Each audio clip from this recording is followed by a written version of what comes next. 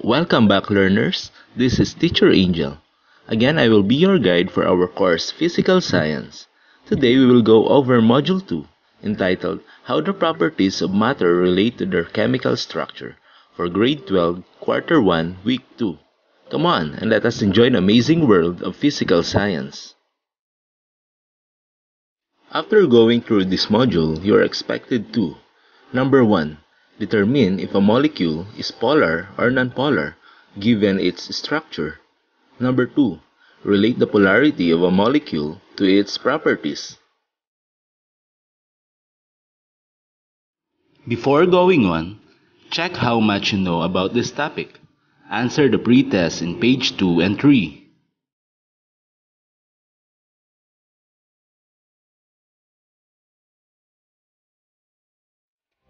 Naranasan mo na bang utusan ng nanay mo na maghugas ng masebong kawali gamit lang ang tubig? Nahirapan ka ba? For sure nahirapan ka. Dahil kailanman hindi didikit ang sebo sa tubig. Pero ang tanong ay bakit nga ba? Ano nga ba ang ayaw ng tubig sa langis? O ano nga ang ayaw ng langis sa tubig? Malalaman natin ang sagot sa tanong na yan dito sa video ito. Bata pa lang tayo ay alam na natin na ang tubig at langis ay nabubuhay sa dalawang magkaibang mundo. Ang tubig ay isang polar molecule at ang langis naman ay isang non-polar molecule. Yun ang dahilan kung bakit hindi sila nagmimix. Ang tanong, anong ibig sabihin pag sinabi natin na ang isang molecule ay isang polar molecule? Una sa lahat, kailangan nating i-memorize na ang mga molecules ay neutral. Ibig sabihin ay pantay ang bilang ng kanilang protons at neutrons.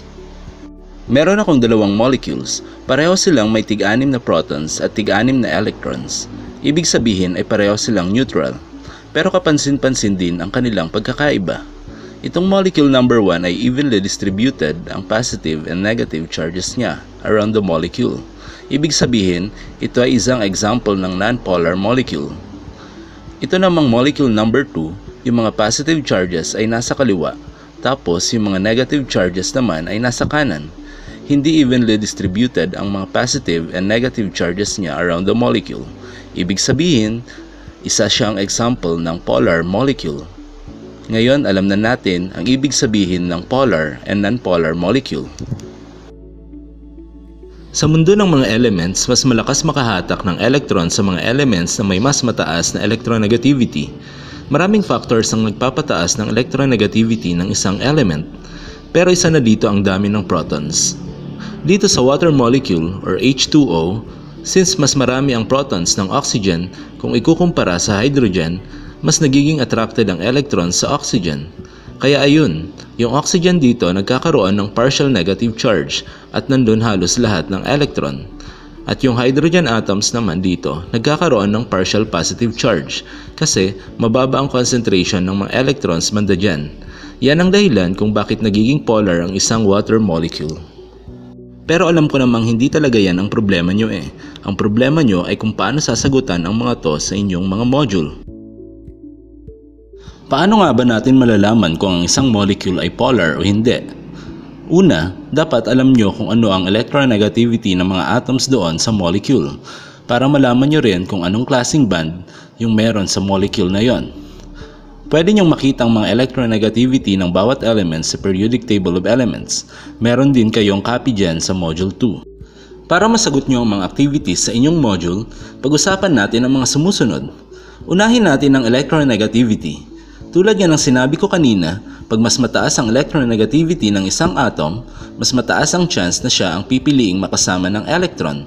Malalaman natin kung anong klaseng band meron sa isang molecule, depende kung gaano kalayo ang electronegativity ng mga atoms sa isa't isa.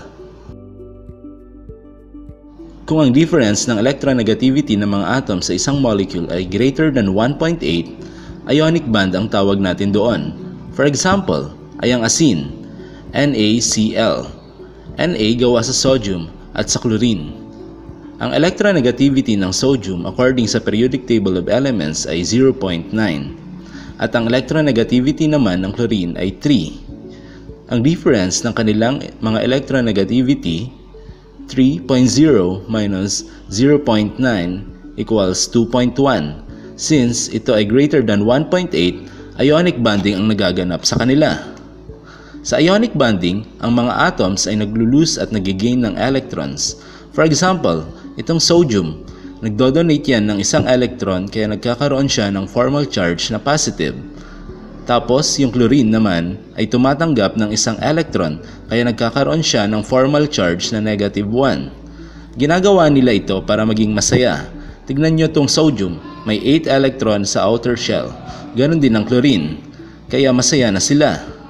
At dahil opposite ang kanilang charges, na-attract sila sa isa't isa at nagbaband. Tinatawag natin itong ionic band.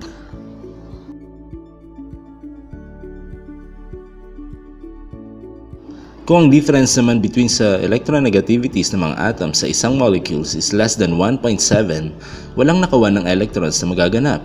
Ang mangyayari ay mag-share sila ng electrons. For example, itong hydrochloric acid or HCl, ang electronegativity ng hydrogen ay 2.1 at ang electronegativity naman ng chlorine ay 3.0. 3.0 minus 2.1 ay 0.9. At since ito ay less than 1.7, mag-share lang ng electrons sa mga atoms at tinatawag natin itong covalent band.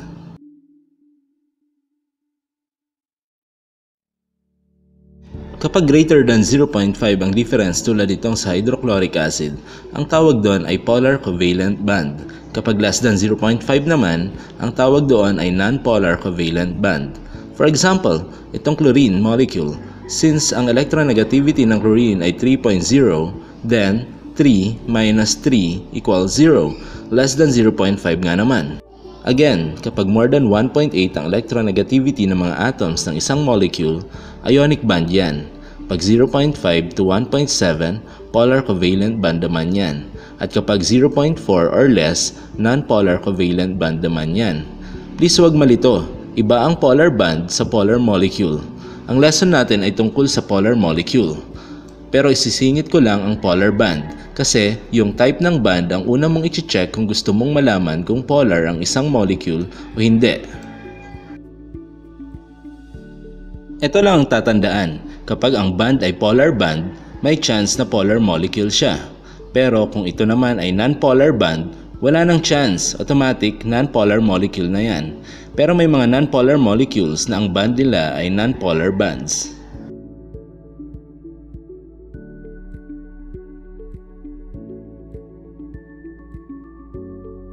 Para naman sa shape or geometry ng molecule, pag-aralan na lang itong VSEPR model na ito at mga examples na nandito.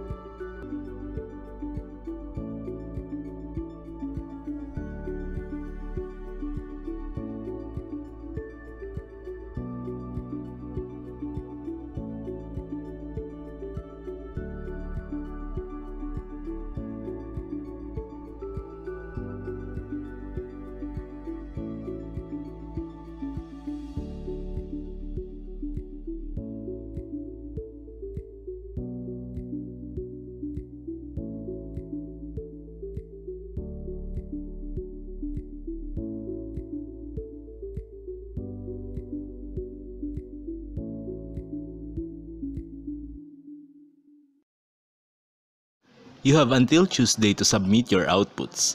Should you have questions, just send me a message. Until next time, my dear learners, stay safe and God bless.